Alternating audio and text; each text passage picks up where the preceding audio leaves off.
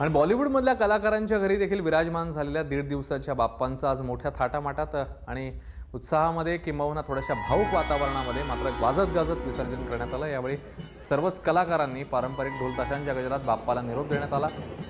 मनसे अध्यक्ष राज ठाकरे यांनी बॉलिवूडचा दबंग स्टार सलमान खानच्या घरी हजेरी लावली।